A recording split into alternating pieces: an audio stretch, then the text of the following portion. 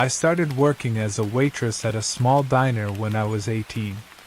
It was a way to supplement my income while I worked at a popular fast food chain. At the diner, I got to know an older man named Tim. He was probably in his mid-60s and quite obese. Tim would come into the diner regularly, and he had been a customer there even before I started working. Some of the other waitresses felt uneasy around him. He had a strange, overly enthusiastic, almost childlike energy that made some people uncomfortable. However, I didn't mind. In fact, I enjoyed talking to him, especially since he tipped me between $5 to $10 each time he came in. Every time he came in, Tim would start by drawing cartoons on his computer, then eagerly show them to me and my coworkers with a big grin. Some of my coworkers found it awkward, even though his drawings were innocent enough, just simple cartoons with our names by the characters. Management even asked him to stop bringing them in because of how uncomfortable it made some of the staff. Once, he asked me if I liked his drawings, looking for approval in such a childlike way that I couldn't help but smile. I told him they were cute and fun, because it made him happy, and I figured it was his way of filling his time in his later years since he was unmarried, without kids, and spent his days visiting different waitresses at different restaurants. Tim would often tell me about the lives of the other waitresses he visited, and although I'd never met them, I felt like I knew them from his stories. I saw nothing wrong with his actions, I just thought he was lonely. He'd call me Sunshine, and often give me unsolicited advice. When he overstepped, I wasn't afraid to put him in his place gently but firmly. I remember one time when he tried to criticize my relationship with my boyfriend, almost like a conservative grandparent giving life advice. Although I didn't feel I was on the wrong path, I was a full-time student and fully supported myself. I set him straight in a way that left him embarrassed, and he quickly switched from playing the father figure to becoming almost childlike, as if seeking my approval again. After that incident, Tim came back the next time with a small wooden carving, handmade, with my boyfriend's initials on it as an apology. He'd occasionally bring me packs of gum or mints, and even printed pictures of himself with captions like, "No smoking, Sunshine," trying to encourage me to quit smoking. I eventually did quit, but not because of him. While my coworkers thought his actions were creepy, I found them amusing in a strange way. As time went on, Tim's gifts and gestures became more elaborate. He began writing poems and short stories, though they were so poorly written that they felt more like the work of a child. He told me he was new to writing, so I encouraged him, assuming he was just looking for someone to talk to. I didn't mind receiving little Hallmark-style poems, but it became unsettling when his writing started to revolve around themes of love and family. During this time, he started to follow my Facebook page, even though we weren't friends. I told him clearly that I'd never accept his friend request, and asked him not to send one. But he'd occasionally find ways to access my photos and would Photoshop my face onto cartoonish bodies. He was fascinated by the fact that I was a twin, asking questions about my sister, and even creating superhero stories about me and my twin. When I went on a trip, he edited my travel photos, removing strangers from the background and adding fancy borders, making it seem like keepsakes. Later, I moved to a new serving job at a different restaurant, hoping this would be the end of our encounters, but I was wrong. Tim started coming in at odd hours, despite never knowing my schedule. Around this time, his stories became more bold and started including unsettling details, making me feel uncomfortable for the first time. Despite always handling him carefully, I began to realize he was crossing boundaries I hadn't anticipated. As the months went by, Tim's behavior became even stranger. He started writing stories with me as the main character, often as some sort of romantic lead, adding unsettling details about personal topics. He even began asking me questions about marriage and children, making cards and writing stories from my boyfriend's perspective, as if he were part of my personal life. Finally, I decided it was time to end things. I stopped communicating with Tim altogether. However, months later, Tim started to reappear in uncomfortable ways. One day, I noticed him parked outside my house, taking photos of my car and my home, making me realize that the boundaries he'd crossed were far more serious than I'd initially thought.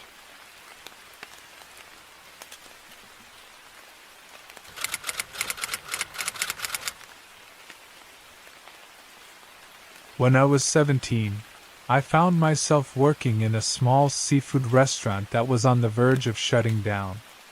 This job was my main source of income, even though I didn't enjoy it because of the nature of my duties as a busgirl.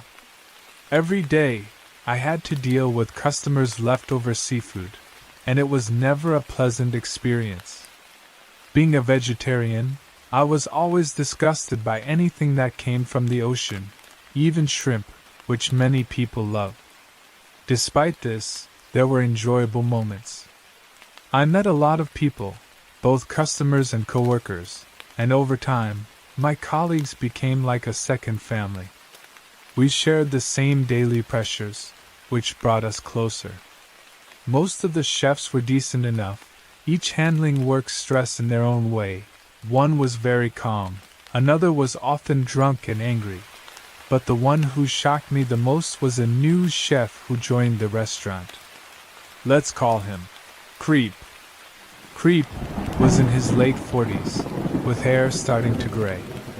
There was nothing particularly alarming about his appearance at first glance.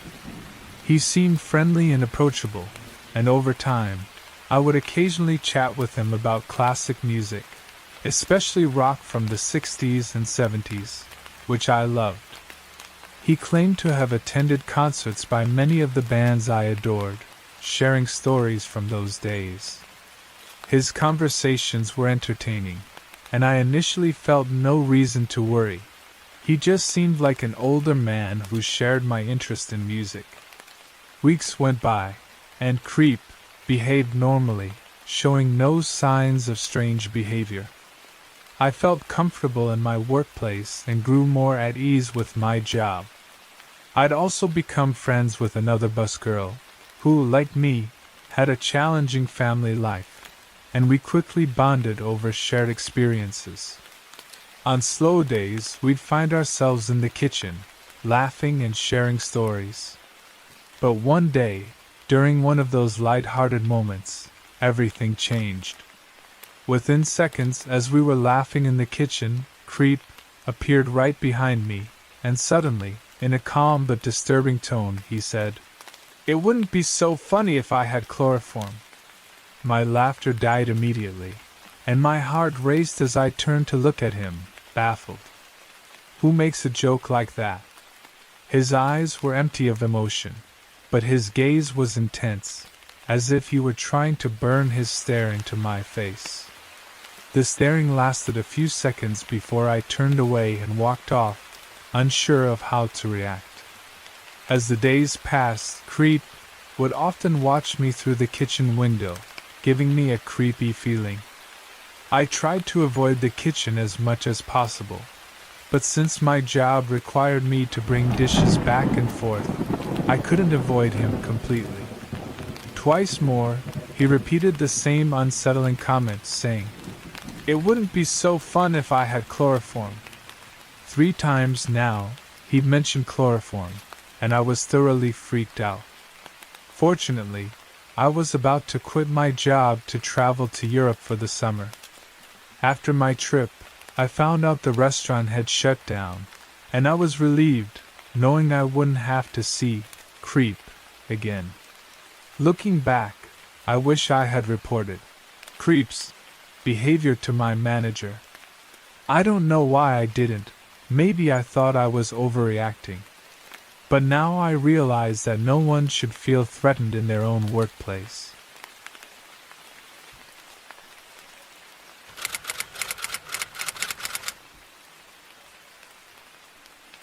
I currently work at a restaurant located in the Midwest, a place that is bustling with people and cars throughout the day. I can't tell you the name of the restaurant, but I can say that it's situated on a busy road where many pedestrians pass by. The restaurant has its own parking lot, and I usually choose to park close to the doors. However, let me tell you about that one night when I couldn't do that, a night I can't forget.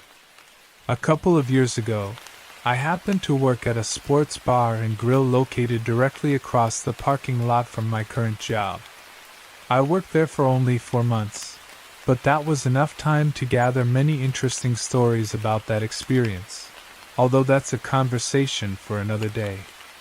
At that time, I didn't have a car, so I either walked to work and back or caught a ride.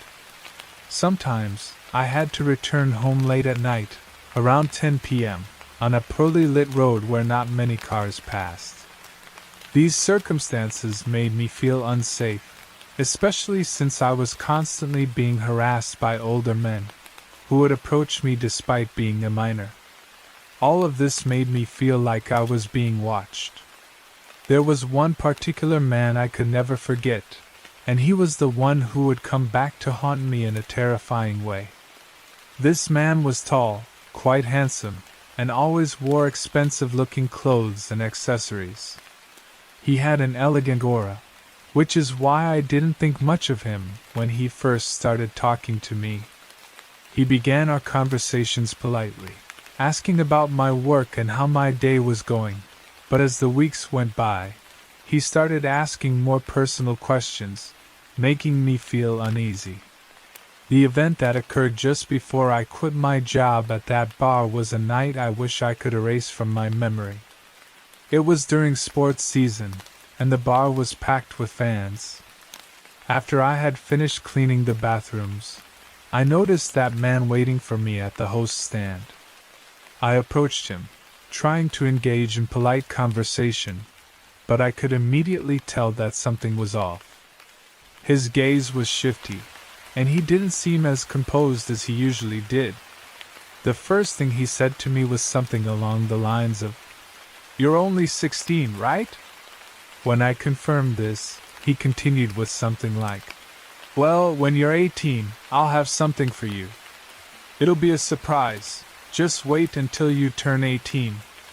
Then he promptly left through the bar area. I stood there in shock for a moment before composing myself and finishing my cleaning so I could get the hell out of there. After I finished counting my drawer, I went out back to unlock the bike I had gotten a month or so after starting there, and I began to ride home. I was paranoid as hell while doing this. Seriously, who says that to an underage girl? I kept looking over my shoulder as I rode home, feeling like I was being watched the whole time. It was partially my fault that he knew my age. I had mentioned my birthday plans in a previous conversation. His comment about my age made me feel sick to my stomach, regardless. Let's fast forward to more recently when I started my new job just across the parking lot. It had been years since I worked there, and I had just about let go of the memories of that forsaken sports bar. However, something happened recently that made those memories feel fresh. The stimulus checks and nice weather brought a surge of customers to my current restaurant. I've been working here for almost a year now, and we have been busier in the past month than we've been since I first started. This meant that occasionally, I didn't get to park right by the doors and had to park a bit further away. On this particular day, which still makes me feel nervous to think about, I had to park at the farthest corner of our lot due to the large number of staff and customers taking the closer spots. That day, I didn't think much of it as I entered for my closing shift. I worked a long and stressful shift until about 10 p.m. I work at the front of the restaurant, and our closing duties can be pretty grueling. That night was especially tough because I was the only one up front besides the manager, who had to go back and forth between the kitchen and the front to help finish all my cleaning, albeit a bit later than usual. I felt bad for taking so long, but they weren't too upset because a coworker of mine was waiting on a ride, so they had to wait anyway. With that said, I bid goodbye to the two of them and headed out the back doors to my car. I was immediately irritated that I had to walk so far to get to my vehicle, and I started digging for my keys.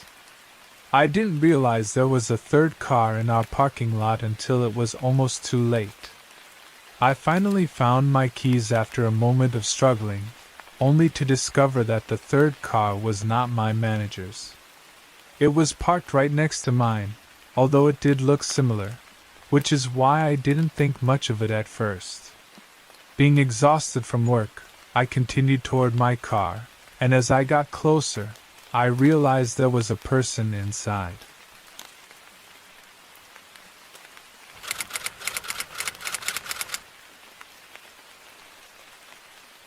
I remember thinking, "Is my coworker's ride here?" But no one came out, so I assumed not.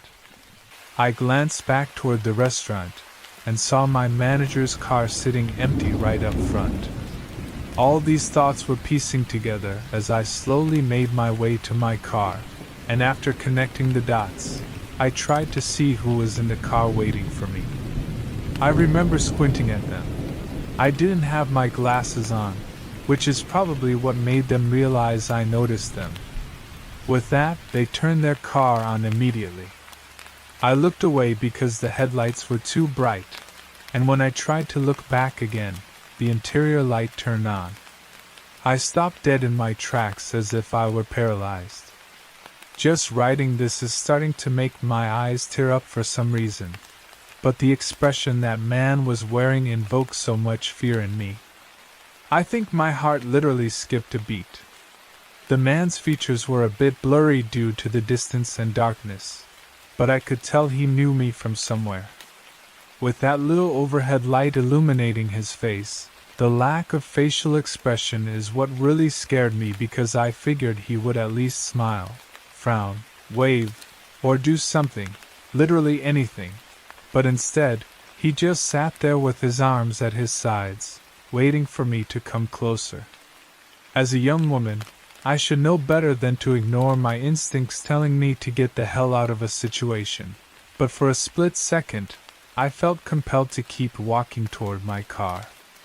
I can't quite explain why, but I distinctly remember taking one step forward before pausing and asking myself, "What the hell am I doing?" Then I turned on my heel and dashed back to the restaurant's back door. I felt like prey about to be caught, sensing his overwhelming presence behind me the entire time I debated going back and then running to safety. He just sat there in his seat, not moving an inch, as far as I could tell, since I didn't look back until I reached the door. I glanced back at his car for just a second before dashing inside, and all I remember seeing was the cabin light had turned off, leaving only a dark figure. The menacing light no longer illuminated his face, but I didn't need to see his face to know he was still staring. I could feel his beady eyes boring into me. After startling my coworkers by yanking the door open, I explained what happened. They both immediately became serious and told me to wait with them while they waited for my coworker's ride. We sat for a few more minutes as they talked about how freaky the situation was and how they'd call the cops if he was still there when we went outside together. I sat in silence because, in the few minutes following my encounter with that strange man, I realized I recognized him from somewhere. He was that same guy who had told me to wait for him when I turned 18. It took me a while because he didn't look like how I remembered. He looked rougher, older, and much, much scarier. I don't know if he saw me that day when I took out the trash or when I walked into work, but he somehow knew I was there, and that terrified me. When my coworker's ride finally arrived, we all walked out together, and my eyes instantly darted to the area where I knew his car had been parked. But it was just my car waiting for me to climb inside and get home as quickly as possible. My manager saw my coworker off in their parents' car and walked me to mine. She helped me check under my car and inside it, as she had dealt with a stalker before and knew all the tricks to stay safe. I thanked her profusely and got in, locking my doors right away. I watched her as she walked to her car and started to leave the lot. I looked frantically to see if I could spot his car anywhere in the shopping area that connected with our parking lots, but found nothing. I live close to my work, so I took a longer way home that night, fearing he was waiting for me to return home to do something sinister. Needless to say, I didn't sleep well that night, as I kept thinking he might be lurking in the darkest corner of my room, that hollow expression still on his face. I considered filing a police report, but knowing that the police tend to be useless in situations like this, and that I only had a first name, most likely a fake one, kept me from taking action. In the weeks following that encounter, I never saw or heard anything from him, but his presence haunted me every time I left work, worrying I would see him standing outside or parked near my car. Since that night, I've made it a point to leave work with my coworkers, and my parents insisted I be more careful after I told them everything that happened. I never wanted to go through that experience again.